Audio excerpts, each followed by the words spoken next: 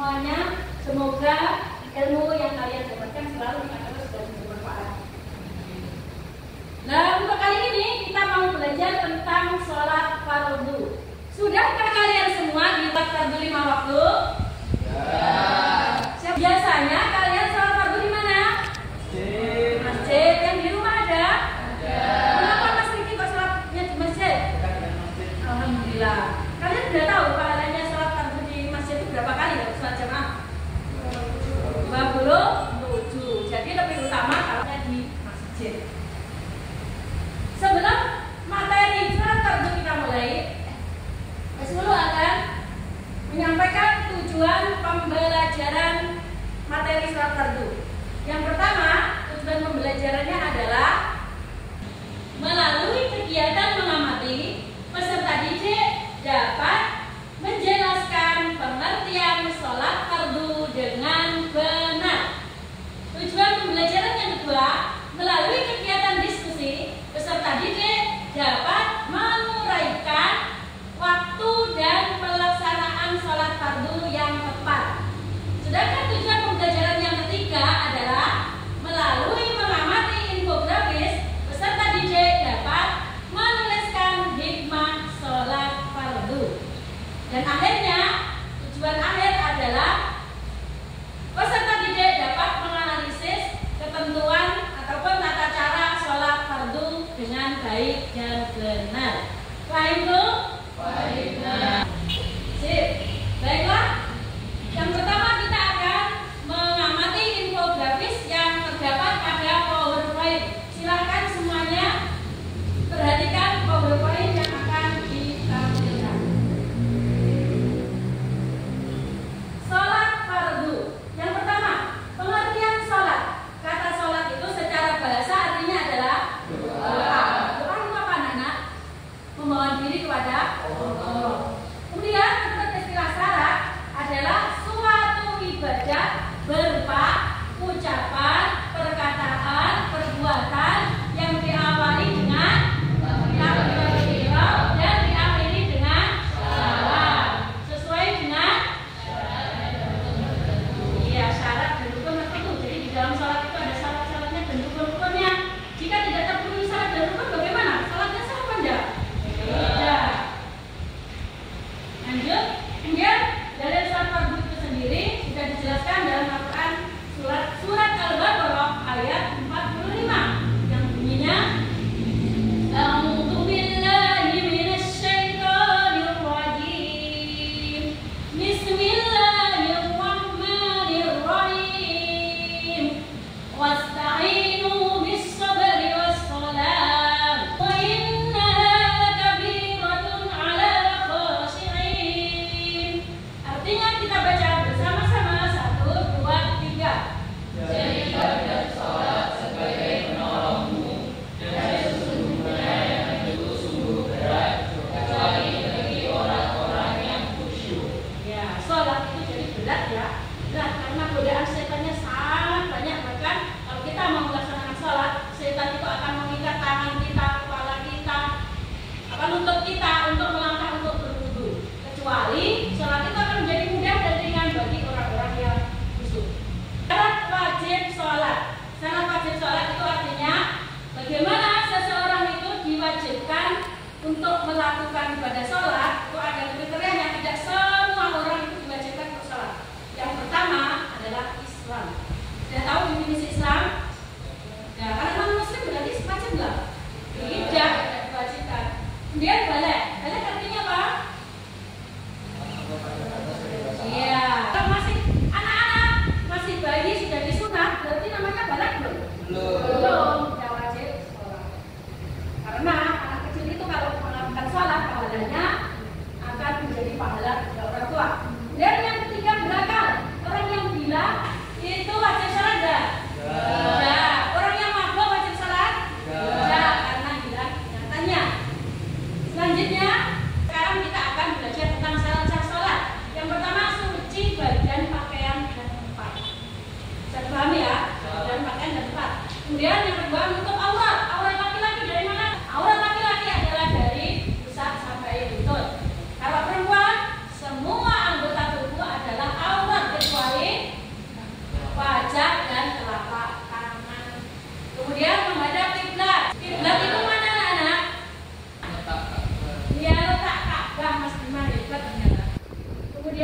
mengetahui masuknya waktu sholat, harus tahu masuk waktu sholat. Sholat subuh waktunya subuh, sholat maghrib juga harus waktu maghrib. Jadi tidak sholat subuh ditempatkan di sholat maghrib, maka tidak akan sah. Lanjut rukun sholat. Rukun sholat ini sangat banyak sekali ya. Pengertian rukun sendiri itu apa? Rukun itu berarti hal-hal yang mendasar yang harus ada pada pelaksanaan sholat itu sendiri. Maka dari itu sholat harus dikerjakan sesuai dasarnya. Maka bagian-bagian sholat adalah rukun-rukunnya seperti rukuk dan sujud. Sampai di sini bisa dipahami. Jadi rukun sholat itu banyak, dari takbiratul ihram sampai salam itu harus dikerjakan secara urut, tidak boleh dibolak-balik. Namanya urut itu tertib. Yang pertama, niat sebelum sholat. Kemudian yang kedua rupanya apa? Berdiri. Yang ketiga, baca bersama-sama aja coba yang keras.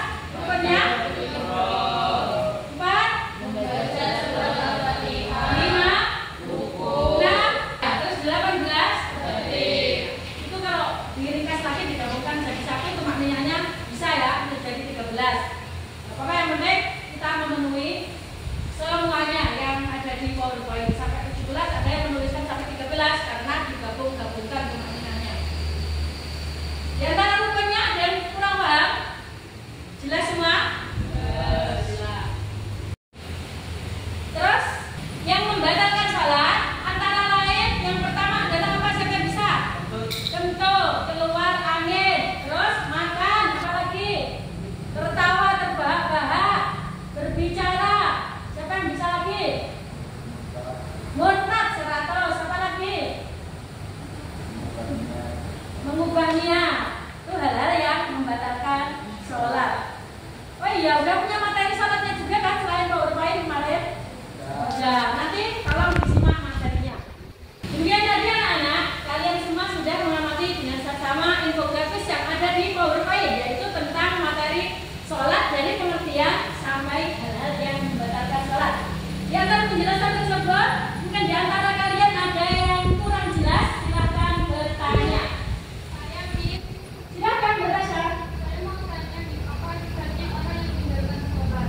Ya, pertanyaan yang sip ya. Apa akibatnya orang yang meninggalkan sholat?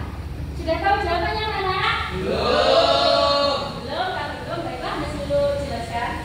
Jadi, sholat itu adalah hal yang sangat penting dan nomor 1 ya.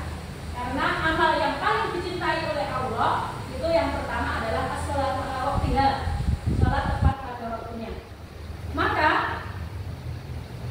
apa saja konsekuensinya orang yang meninggalkan sholat? Orang tersebut akan dimurkai dan dibenci oleh Allah baik di dunia maupun di akhirat. Masih ada pertanyaan lagi? Gak ada ya? Tidak. Gak ada? Kita semua refresh terlebih dahulu biar tidak terlalu sepaneng. Silakan semuanya berdiri. Silakan kalian tirukan apa yang dibilang Miss Lulu. Sekarang Miss Lulu mau bilang. Silakan tirukan ya. Siap? Siap. Ayam bebek ayam. Ayam bebek ayam. Bebek ayam ayam. Bebek ayam ayam. Ayam ayam bebek. Ayam ayam bebek. Ada berapa ayam? Ada berapa ayam? Iya. Sudah konsentrasi semua. Silakan duduk kembali. Terima kasih. Karena kita sekarang sudah mempelajari tentang sholat fardu dari awal sampai akhir, maka tugas kalian adalah membentuk kelompok diskusi sesuai dengan kelompoknya minggu yang lalu. Silakan masing-masing membentuk kelompok diskusinya. Nanti akan disebut bagian LKP-nya. Tolong masing-masing diisi nama kelompoknya. Kemudian anggota kelompoknya terdiri dari siapa saja. Setelah itu kalian jawab pertanyaan yang ada di LKPD. Bisa dipahami? Bisa. Alhamdulillah. Silakan membentuk kelompok masing-masing.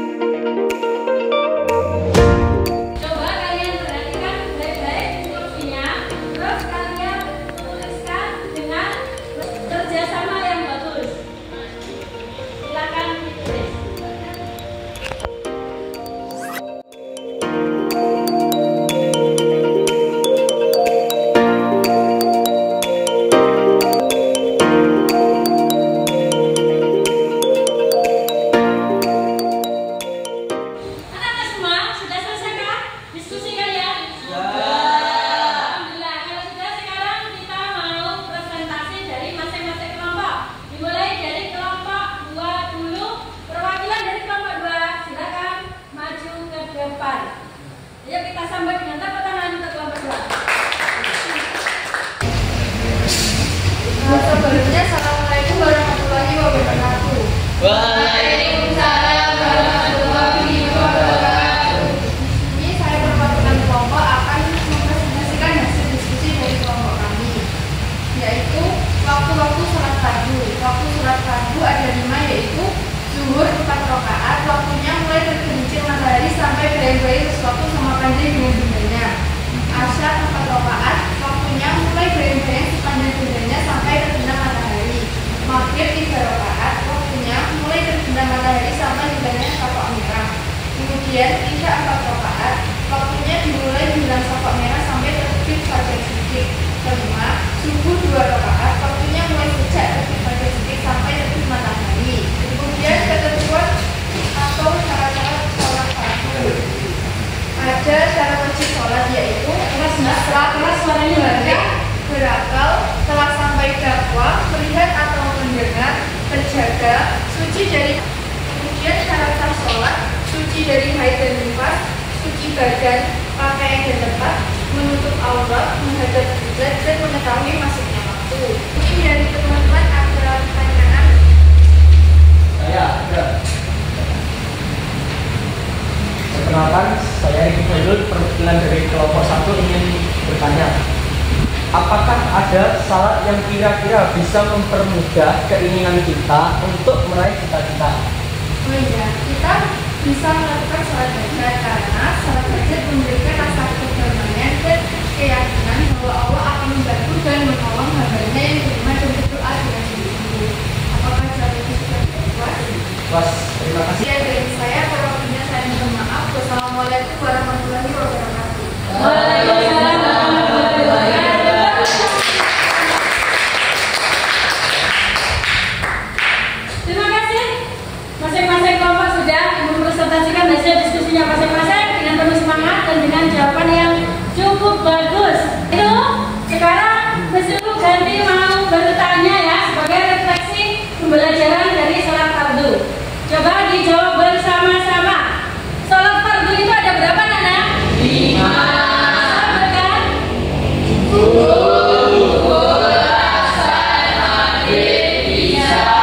Sip.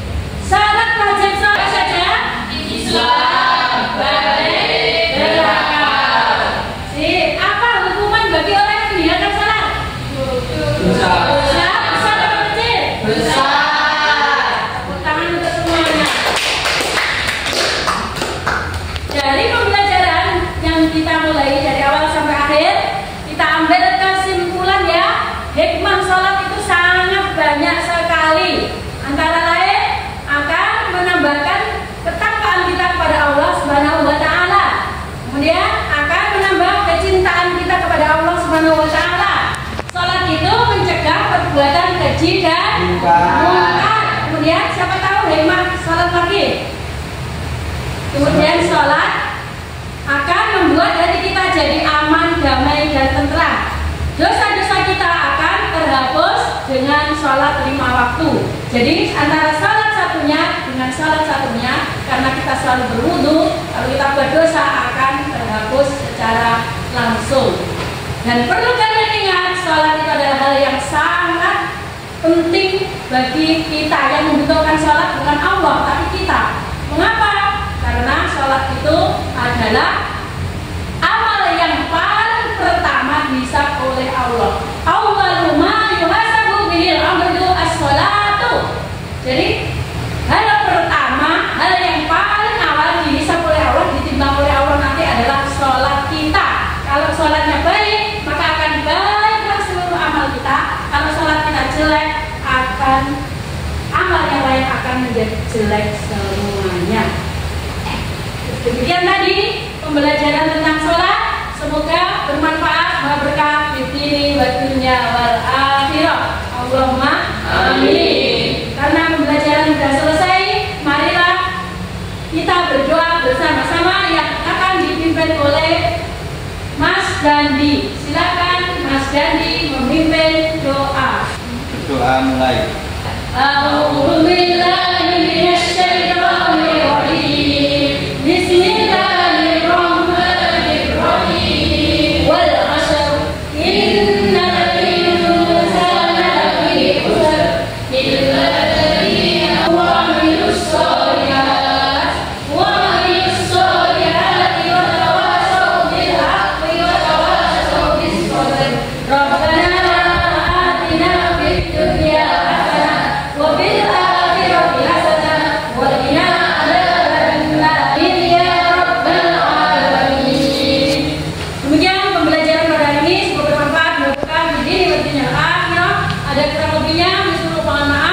Sampai ketemu minggu depan di pembelajaran berikutnya, yaitu tentang sholat sunnah. Wassalamualaikum warahmatullahi wabarakatuh.